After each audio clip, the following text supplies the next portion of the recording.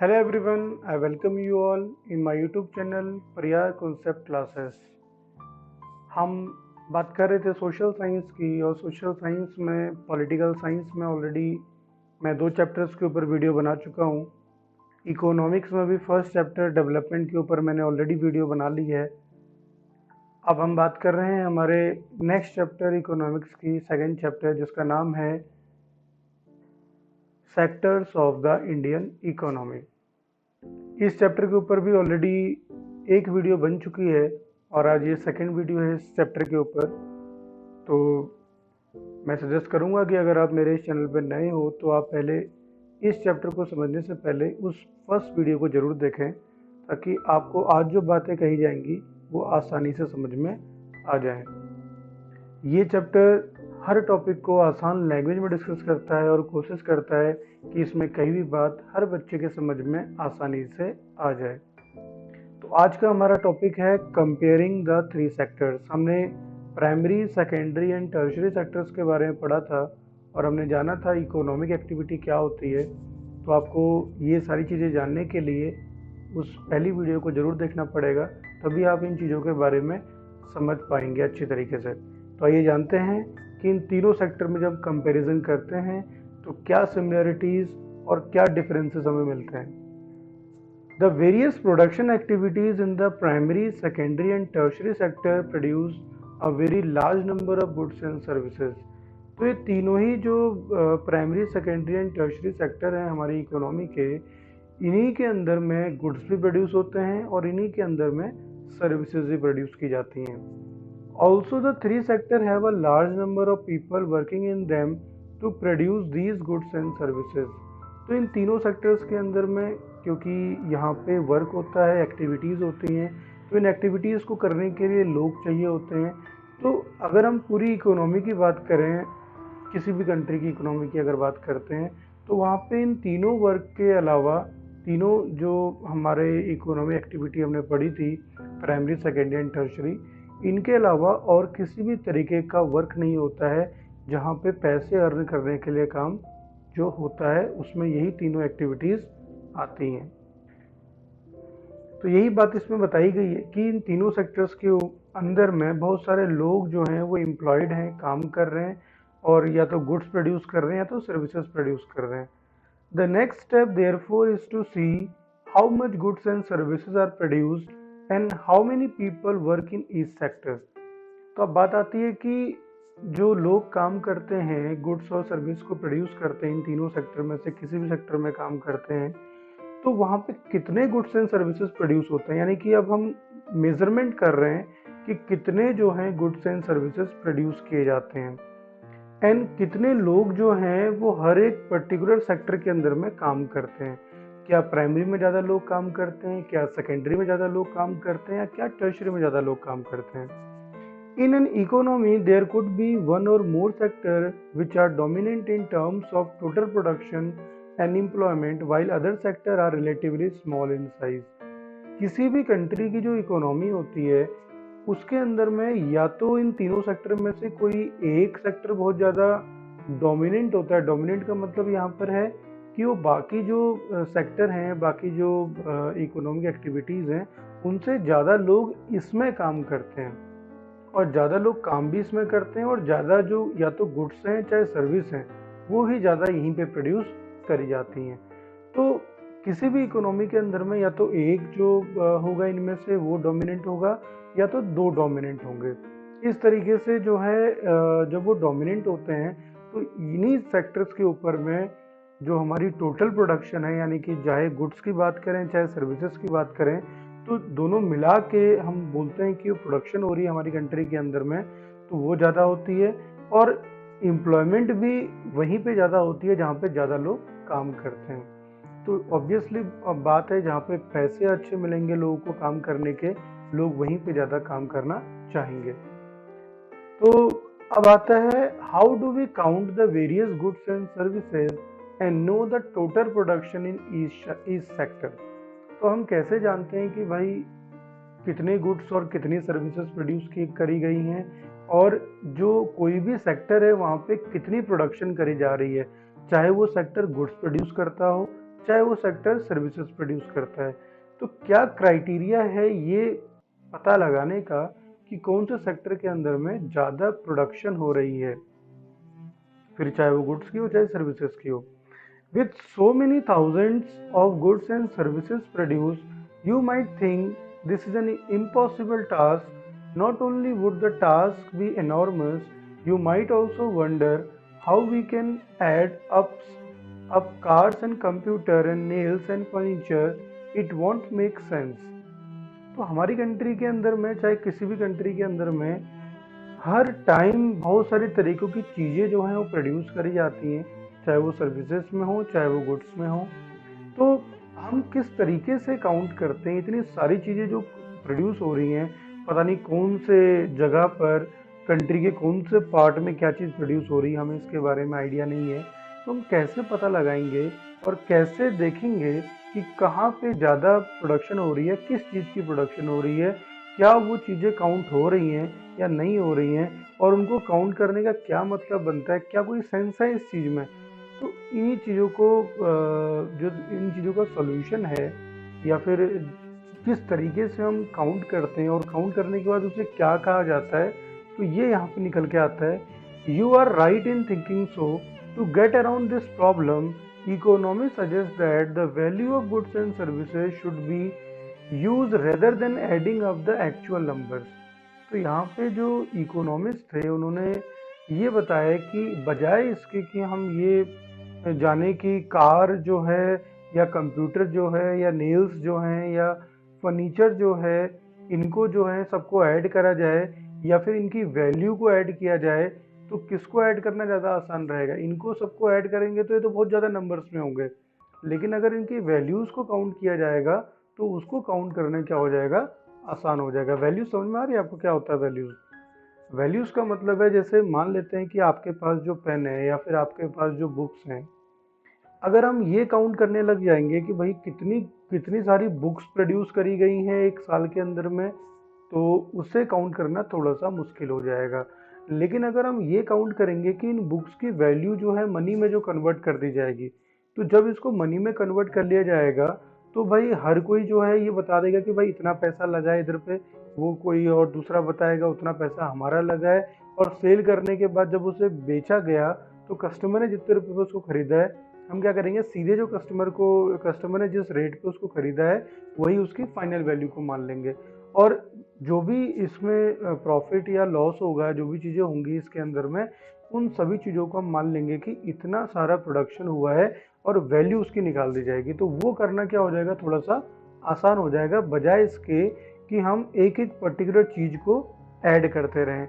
हम ऐड करें कि भाई इतनी कार हो गई, इतने कंप्यूटर हो गए, इतने नेल्स हो गए, इतने फर्नीचर हो गए, और उसके बाद हम बता ही नहीं पा रहे हैं कि इनको ऐड कैसे किया जाए। इससे अच्छा है सबको मनी में कन्वर्ट कर लो, मनी को ऐड करना क्या हो जाएगा, आसान हो जाएगा।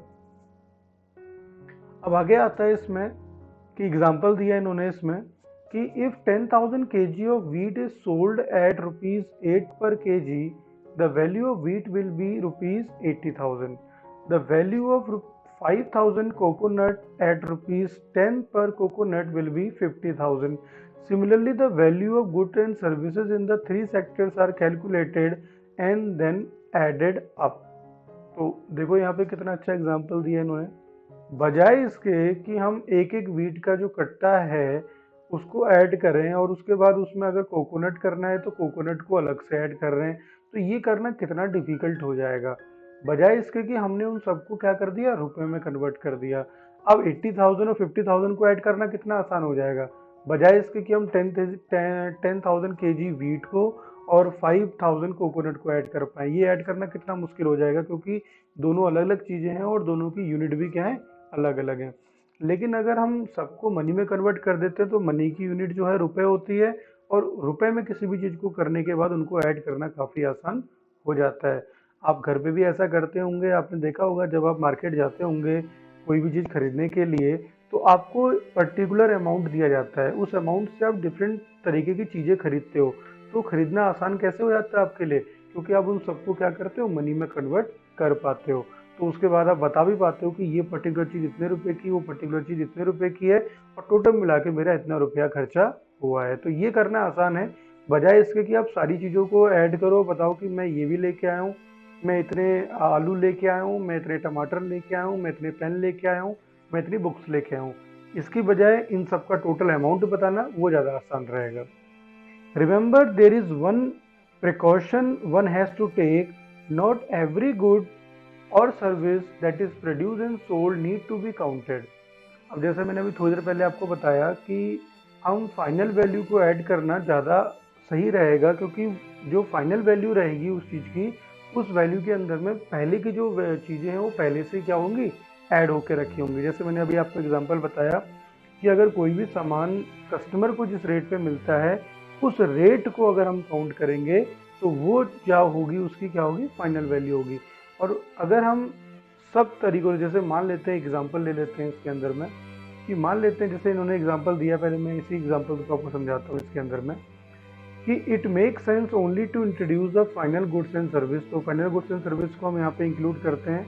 एग्जांपल लिया, for instance a farmer who sells wheat to a flour mill for ₹8 per KG. तो एक फार्मर क्या करता है, वो जो फ्लोर मिल होता है, यानी कि जहाँ पे चक्की होती है, जहाँ पे पिसाई होती है, तो वहाँ पे वो क्या करता है कि वो अपने वीट को वहाँ पे ₹8 पर केजी के हिसाब से क्या कर देता है, बेच देता है। जो मिल ग्राइंड है, जो मिल है जहाँ पे ग्राइंडिंग होती है, वहाँ पिसाई होती है, the wheat and sells the flour to a biscuit company for ₹10 per KG. वो क्या करता है, जो मिल कंपनी का मालिक हो गया, मिल जो फ्लोर मिल का मालिक होगा, वो क्या करता है कि वो क्या करता है कि जो उसको मिला था वीट फार्मर से, वो उसको ₹8 पर केजी के हिसाब से मिलता है। और जब कोई बिस्किट कंपनी उसके पास आती है और उससे कहती है कि भाई आपके पास जो वीट है हम उसे खरीदना चाहते हैं, तो वो उस कंपनी को, बिस्किट कंपनी को जो है, जो उसने जो भी फ्लोर बनाया है, उसको ₹10 पर केजी के हिसाब से क्या करता है, उसको देता है। The biscuit company uses the flour and things such as sugar and oil to make 4 packets of biscuit. उसके बाद क्या करती है बिस्किट कंपनी, क्या करती है कि उसके अंदर में और चीज़ों को ऐड करती है, क्योंकि सिर्फ आटे से तो बिस्कुट बनने से रहा, तो बिस्किट कंपनी उसमें और चीज़ों को ऐड करती है, जैसे शुगर ऐड करती है, बहुत सारे ऑयल यूज़ करती है, बहुत सारी और भी चीज़ें को यूज़ करती है। उसके बाद क्या करती है, वो बिस्किट का पैकेट बना के तैयार कर देती है। अब वो क्या होता है, it sell biscuit in the market to the consumer for ₹60, ₹15 पर पैकेट। तो 15, जैसे अगर 4 पैकेट अगर बिस्किट के बन गए हैं, तो एक पैकेट का रुपए जो है उसने रखा, उस कंपनी ने जिसने बिस्किट बनाया, उसने रखा उसका ₹15 एक पैकेट का। और टोटल कंज्यूमर पे के ऊपर कितना पड़ा उसको, ₹60 पड़ा। Biscuit are final goods, that is goods that reach the consumers. अब जो बिस्किट की वैल्यू है भाई, बिस्किट का एक पैकेट ₹15 का है उसका, तो अगर हम बात करें कि जो कंज्यूमर ने खरीदा, तो उसे ₹15 का खरीदा उसने। अब फार्मर ने कितने रुपए का दिया उस फ्लोर मिल में, और उसके बाद फ्लोर मिल वाले ने उसको कितने का दिया बिस्किट कंपनी को, फिर बिस्किट कंपनी ने उसको कितने रुपए का बेचा, और कंज्यूमर को कितने का मिला। अगर इन सबको ऐड करते रहेंगे तो क्या हो जाएगा, बार बार चीज़ें ऐड हो जाएंगी इसमें। बल्कि जहाँ पे 15 पर पैकेट है, जहाँ पे बिस्किट का रेट जो है, फाइनल वैल्यू उसकी ₹15 पर पैकेट आ गई है, सिर्फ इसी को लेकर अगर चलेंगे हम, तब भी हमारा क्या हो जाएगा, एग्जैक्ट जो प्रोडक्शन हुई है उसके बारे में पता चल जाएगा। तो हमें बार बार चीज़ों को ऐड नहीं करना होता है, फाइनल वैल्यू को हम क्या करते हैं, ऐड करते हैं। हाँ, तो आगे आता है, why are only final goods and services counted. अब इसका आंसर बहुत सिंपल है कि जो फाइनल जो वैल्यू है गुड्स हो चाहे सर्विस की, उसको काउंट क्यों किया जाता है, क्योंकि अगर हम बाकी पहले की चीज़ों को काउंट करते रहेंगे तो फिर क्या हो जाएगा कि जो प्रोडक्शन का जो टोटल वैल्यू है वो ज़्यादा आ जाएगी, जबकि इतना प्रोडक्शन तो हुआ ही नहीं था। इसीलिए फाइनल वैल्यू को क्या करना पड़ता है, काउंट करना पड़ता है। In contrast to final goods, goods such as wheat and wheat flour in this example are intermediate goods. Intermediate goods are used up in producing final goods and services. तो एक बहुत अच्छा क्वेश्चन यहाँ से आता है कि भाई इंटरमीडिएट गुड क्या होता है। तो इंटरमीडिएट गुड्स वो गुड्स होते हैं जो पहले रॉ फॉर्म में होते हैं और वो किसी फाइनल गुड्स को बनाने में क्या करते हैं, हेल्प करते हैं। ऐसे गुड्स को इंटरमीडिएट गुड्स कहा जाता है। The value of final goods already includes the value of all the intermediate goods that are used in making the final good. तो जो फाइनल वैल्यू होती है किसी भी गुड्स की या किसी भी सर्विस की, उसके अंदर वो सारे जो पहले की वैल्यूज़ होती हैं ऑलरेडी ऐड होती हैं, चाहे वो वीट की वैल्यू हो, चाहे वो फ्लोर मिल वाले का जो भी है उसकी वैल्यू हो, चाहे बिस्किट कंपनी का प्रॉफिट हो, वो सब क्या होता है उसके अंदर में ऑलरेडी ऐड होता है। इसीलिए हम फाइनल वैल्यू को क्या करते हैं, काउंट करते हैं। Hence, the value of ₹60 for the biscuit already includes the value of flour mill, जैसे मैंने बताया। Similarly, the value of all other intermediate goods would have been included, और इसी तरीके से और भी सारी चीज़ें उसके अंदर क्या रहती हैं, पहले से इंक्लूड रहती हैं। इसीलिए हम फाइनल वाली को अगर देख लेते हैं एक बार, तो बाकी चीज़ें ऑलरेडी उसके अंदर में इंक्लूड मान ली जाती हैं। To count the value of flour and wheat separately is therefore not correct, because then we would be counting the value of the same things a number of times. तो जैसे मैंने बताया कि अगर हम शुरुआत से काउंट करते रहें कि फार्मर ने उसको कितने का बेचा, उसने जो है बिस्किट कंपनी को कितने का बेचा, बिस्किट कंपनी ने कंज्यूमर को कितना बेचा, अगर हम इन सब वैल्यू को ऐड करेंगे और लास्ट में जो कंज्यूमर को मिला है जिस रेट पे उसको देखेंगे, तो ये क्या होगा कि वो ऑलरेडी उसके अंदर में इंक्लूड है जो कंज्यूमर को जिस रेट पे मिला है। तो इनको बार बार ऐड करने से क्या होगा, वैल्यू बढ़ जाएगी, जबकि एक्चुअल में वैल्यू इतनी है ही नहीं। तो अब देखो यहाँ पे बताया इसके आगे कि first as wheat, then as flour and finally as biscuit. इस तरीके से चीज़ों को क्या किया जाता है, अगर हम करते रहेंगे तो इन सब की वैल्यू ऑलरेडी बिस्किट के अंदर में इंक्लूड है। The value of final goods and services produce in each sector during a particular year provides the total production of the sector for that year। तो बात आती है कि टोटल प्रोडक्शन क्या होती है। किसी भी सेक्टर की भी अगर हम प्रोडक्शन निकालते हैं तो क्या होती है कि उस सेक्टर के अंदर में जितनी भी चीज़ें प्रोड्यूस हुई, चाहे वो गुड्स प्रोड्यूस हुई, चाहे वो सर्विसेज प्रोड्यूस हुई, तो उनकी जो फाइनल वैल्यू है उसको क्या करते हैं, उसकी फाइनल वैल्यू को क्या करते हैं, हम ऐड करते हैं। उनकी सभी चीज़ों की जितने भी चीज़ें वहाँ प्रोड्यूस हो रही हैं उन सबकी फाइनल वैल्यू को हम ऐड कर देते हैं और एक साल तक के लिए ऐसा करते हैं। तब हमें पता चलता है कि उस पर्टिकुलर सेक्टर के अंदर में उस पर्टिकुलर ईयर में कितनी प्रोडक्शन हुई। And the sum of production in the three sector gives what is called the gross domestic product, GDP of a country.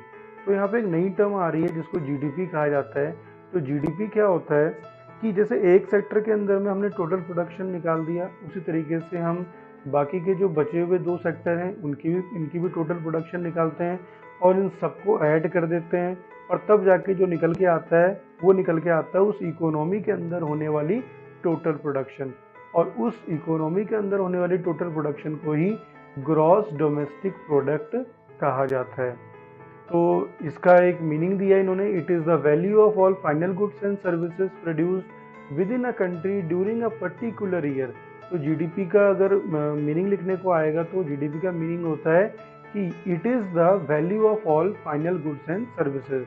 इसके अंदर में सारे गुड्स और सारी सर्विसेज की फाइनल वैल्यू को ऐड किया जाता है, और जो एक कंट्री के अंदर में एक साल के अंदर की टोटल प्रोडक्शन को हम निकालते हैं और उसी को ही जीडीपी कहा जाता है। GDP shows how big the economy is, और जितनी ज़्यादा जीडीपी होगी किसी भी कंट्री की या किसी भी इकोनॉमी की, उतनी ज़्यादा जो उस पता लगेगा कि उसका इकोनॉमी कितनी ज़्यादा बड़ी है। In India the mammoth task of measuring GDP is undertaken by central government ministry. और हमारी कंट्री के अंदर में जो जीडीपी काउंट करने का जिसको काम दे रखा है वो हमारी सेंट्रल गवर्नमेंट जो मिनिस्ट्री है उसको दिया हुआ है। This ministry with the help of various government department of all the Indian states and union territories collect information relating to total volume of goods and services and their prices and then estimate the GDP। तो हमारी जो ministry of central government की जो ministry है वो क्या करती है कि वो स्टेट गवर्नमेंट के साथ मिलकर, जो हमारी यूनियन टेरिटरीज है उनकी और डिफरेंट डिपार्टमेंट के साथ मिलकर टोटल जीडीपी को काउंट करने का काम करती है, तब जाकर टोटल जीडीपी हमारी निकलती है। अब आता है हिस्टोरिकल चेंज इन सेक्टर्स। तो अब हम बात करते हैं कि पहले जो हमारे सेक्टर्स थे, चाहे वो प्राइमरी हो, सेकेंडरी हो, टर्शरी हो, तो पहले वो कैसे काम किया करते थे और अब क्या उनके अंदर में चेंजेस आ गए हैं। Generally it has been noted from the histories of many now developed countries that at initial stages of development, primary sector was the most important sector of economic activity। ये हमेशा से ही देखा गया है। हमारे कितनी भी हम डेवलप कंट्रीज़ को देख लें जो आज डेवलप कंट्री में आती हैं, कहीं ना कहीं उनके अंदर में उनकी इकोनॉमी के अंदर में सबसे पहली एक्टिविटी हमेशा इकोनॉमिक एक्टिविटी रही है। ज़्यादा से ज़्यादा लोग पहले उनके प्राइमरी एक्टिविटी के अंदर में काम किया करते थे, यानी प्राइमरी सेक्टर के अंदर में वो लोग काम करते थे पहले, जो भी डेवलप कंट्री रही हैं। और आज जो है उन्होंने अपने प्राइमरी जो सेक्टर है उसको देखते हुए उन्होंने और अपने बाकी सेक्टर्स को जो है उनको बढ़ाया है।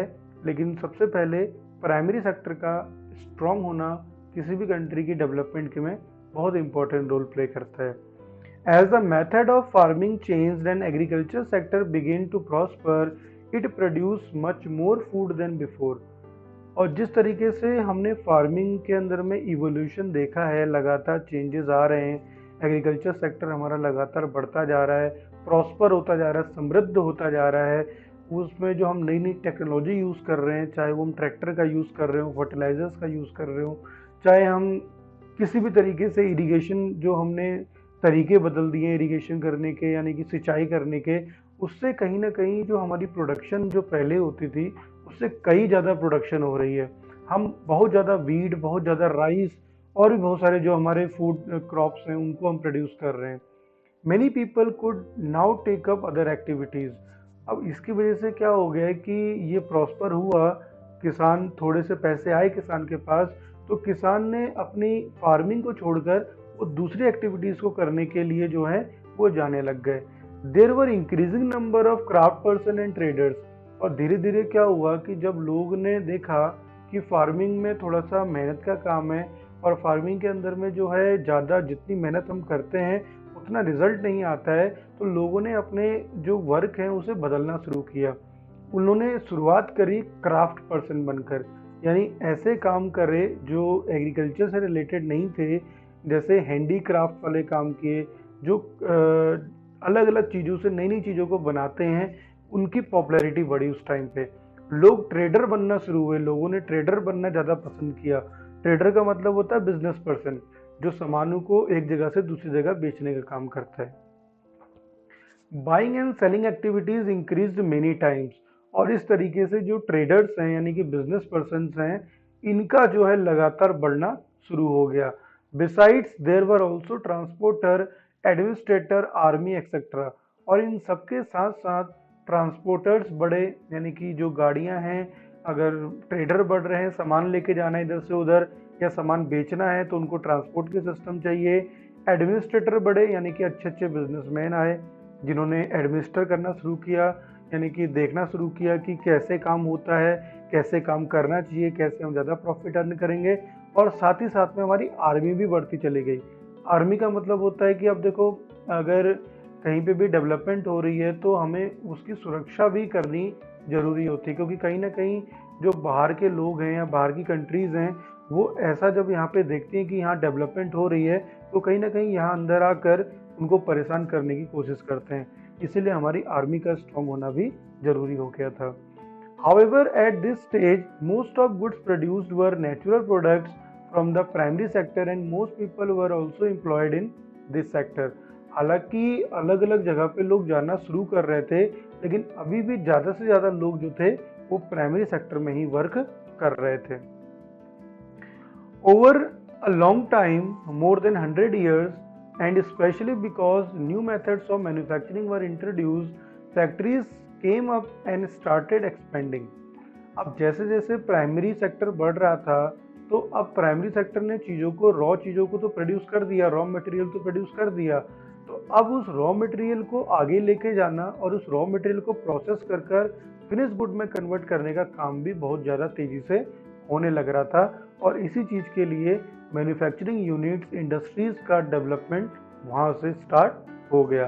तो ज़्यादा से ज़्यादा लोग क्या कर रहे थे कि प्राइमरी से अब वो लोग सेकेंडरी की तरफ आ रहे थे, यानी वो लोग ने उनको पता लग गया था कि भाई यहाँ पे ज़्यादा हम पैसा अर्न कर सकते हैं बल्कि प्राइमरी से। तो प्राइमरी को मैं पहले से ऑलरेडी इतने सारे लोग हैं, तो लोगों ने अब आगे मूव करना शुरू कर दिया था, और इस तरीके से हमारी मैन्युफैक्चरिंग यूनिट इंडस्ट्री जो थी उनका एक्सपेंशन जो है वो शुरू हो चुका था। Those people who had earlier worked on farms now began to work in factories in large numbers. तो पहले जो लोग प्राइमरी सेक्टर में काम कर रहे थे, अब वो लोग हमें ज़्यादा से ज़्यादा लोग जो है हमें अब सेकेंडरी के अंदर में काम करते हुए दिखाई दे रहे थे। They were forced to do so. As you read in history chapter, people began to use many more goods that were produced in factories at cheap rates. तो ये चीज़ें हमने हिस्ट्री के चैप्टर में पढ़ी हैं कि किस तरीके से लोग जो हैं वो सेकेंडरी की तरफ क्यों बढ़ रहे थे और क्यों वो सोच रहे थे ऐसा कि प्राइमरी में वर्क करना ज़्यादा प्रॉफिटेबल नहीं है, और इसीलिए वो लोग सेकेंडरी की तरफ बढ़ना शुरू हो गए थे। People began to use many more goods that were produce in factories at cheap rates. पहले लोग क्या करते थे, जब प्राइमरी सेक्टर के अंदर में ज़्यादा लोग इंगेज थे तो उस टाइम पे ज़्यादा हमें नई नई जो इन्वेंशंस हैं, नई नई जो टेक्नोलॉजिकल चीज़ें हैं वो हमें देखने को नहीं मिलती थी, क्योंकि कहीं ना कहीं हमारे जो फैक्ट्रीज थे और जो इंडस्ट्रीज थी वो ज़्यादा डेवलप्ड नहीं थी। धीरे धीरे जब लोग वहाँ पे काम करने के लिए आए, लोगों ने अपनी स्किल का यूज़ किया, तो उन्होंने ऐसी चीज़ों को बनाना शुरू किया जो चीज़ें लोगों को काफ़ी अट्रैक्ट कर रही थी, और लोगों ने देखा कि ये चीज़ें जो हैं हमें जब फैक्ट्री से और इन सब जगह से सस्ते रेट में मिल जा रही हैं, तो क्यों ना हम ऐसी जगह पे काम करें जहाँ पे ऐसी नई नई तरीके की चीज़ें बन रही हैं। क्यों हम ज़्यादा अपनी मेहनत करें और मेहनत के बाद वो जो रिजल्ट भी हमको नहीं आ रहा है। तो जैसे चिप्स थे और भी बहुत सारी चीज़ें थी, पापड़ थे, ये हमें जो वहाँ से बन के आ रहे थे, मतलब रॉ, हम प्राइमरी सेक्टर की रॉ चीज़ों को यूज़ कर हम सेकेंडरी में ला रहे थे, और सेकेंडरी में जो है इस तरह की जो मैन्युफैक्चरिंग यूनिट है वो बनना शुरू हो रही थी, तो लोग इनको यूज़ करना ज़्यादा पसंद कर रहे थे। Secondary sector gradually became the most important in total production and employment, और धीरे धीरे क्या हुआ कि ज़्यादा से ज़्यादा एम्प्लॉयमेंट प्रोवाइड करने वाला और सबसे ज़्यादा प्रोडक्शन होने वाला जो सेक्टर था वो सेकेंडरी बनता चला जा रहा था।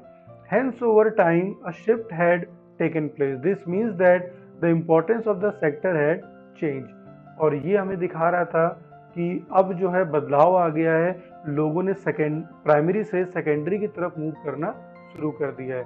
In the past 100 years there has been a further shift from secondary to tertiary sector in developed countries. और धीरे धीरे लगभग 100 साल लगे इस चीज़ को प्राइमरी से सेकेंडरी में आने पे, और फिर सेकेंडरी से टर्शरी में जाने पे। अब जैसे लोगों को लगने लग गया था कि अब बहुत ज़्यादा पॉपुलेशन हो गई है, और पॉपुलेशन जो है हर कोई अगर वहाँ पे काम करेगा सेकेंडरी के अंदर में, तो प्राइमरी में कौन वर्क करेगा, क्योंकि प्राइमरी से लोग हट कर अब सेकेंडरी की तरफ आने लग गए थे। अब जो इंडस्ट्रीज हैं वो चलेंगी कैसे, रॉ मटेरियल से। जब रॉ मटेरियल प्राइमरी में प्रोड्यूस ही नहीं होगा तो सेकेंडरी कैसे चल पाएंगी। तो इसलिए लोगों को अब एक नया सेक्टर चाहिए था, और लोगों ने टर्शरी सेक्टर की तरफ मूव करना शुरू कर दिया। Most of the working people are also employed in the service sector. तो ज़्यादा से ज़्यादा लोग ऐसे थे जो सर्विस सेक्टर के अंदर में काम कर रहे थे। सर्विस सेक्टर वो सेक्टर होता है जिसको टर्शरी सेक्टर भी कहा जाता है। ये सेक्टर प्राइमरी को और सेकेंडरी सेक्टर को हेल्प प्रोवाइड करता है, और इन सब के अलावा कुछ ऐसे काम होते हैं जो प्राइमरी और सेकेंडरी से डायरेक्टली रिलेट नहीं करते हैं, और उसके बाद भी ऐसे जगह पर जो सर्विसेज प्रोवाइड करने वाला काम है वो करने पे अच्छा खासा पैसा अर्न किया जाता है। जैसे वॉशरमैन हो गया, मैंने बताया था, टीचर हो गए, डॉक्टर हो गए, लॉयर हो गए, ये सब लोग क्या करते हैं, ये डायरेक्टली और इनडायरेक्टली प्राइमरी और सेकेंडरी से रिलेट नहीं करते हैं, ये अपनी तरफ से सर्विसेज प्रोवाइड करते हैं और उसके बदले में अच्छा खासा पैसा अर्न करते हैं। तो जो लोग पढ़े लिखे थे वो इस सेक्टर की तरफ ज़्यादा बढ़ना शुरू हो रहे थे। This is the general pattern observed in developed countries. जितनी भी कंट्री डेवलप्ड हुई हैं, हर कंट्री के अंदर में ये सारे शिफ्ट जो हमने देखे अभी, प्राइमरी से सेकेंडरी, सेकेंडरी से टर्शरी, ये हर कंट्री के अंदर में देखा गया। What is the total production and employment in the three sector in India. तो इंडिया के अंदर में जो है प्रोडक्शन की बात करें और एम्प्लॉयमेंट की बात करें तो तीनों सेक्टर को मिलाकर कितना रहा होगा। Over the year have there been changes similar to pattern observed for developed countries. क्या इंडिया के अंदर में भी जो डेवलप कंट्री ने फॉलो किया पैटर्न, वही पैटर्न हमें यहाँ भी दिखाई दिया। We shall see in the next section. तो अगला जो सेक्शन होगा, इसके बाद के जो टॉपिक्स होंगे, उनमें हम इन सब चीज़ों के बारे में देखेंगे। तो जब ये आएगा सेक्शन तो एक वीडियो इसके लिए मैं फिर बनाऊंगा और उस वीडियो में हम इस चीज़ के बारे में बात करेंगे। तो आई होप आपको ये वीडियो जो है समझ में आई होगी और आप समझने की कोशिश करोगे तो डेफिनेटली आपको समझ में आएगी। और जब हम इसके बाद नेक्स्ट जो टॉपिक है उनको डिस्कस करेंगे तो आपको ये वीडियो जरूर देखनी पड़ेगी, तब जाके आप नेक्स्ट वीडियो को समझ पाओगे। इसलिए मैं आपको सजेस्ट करूँगा कि आप हर वीडियो को बहुत ध्यान से देखें और समझने की कोशिश करें। मैंने पूरी कोशिश की है कि इसमें सारी बातें आसान तरीके से बताई जाएं ताकि हर बच्चा उसको समझ पाए। तो मिलते हैं आपसे नेक्स्ट वीडियो में। तो घर पे रहें, सेफ रहें, कोविड जो गाइडलाइंस है उनको फॉलो करें और अपनों को भी सेफ रखें और अपने आसपास के लोगों को भी सेफ रखें। Thank you.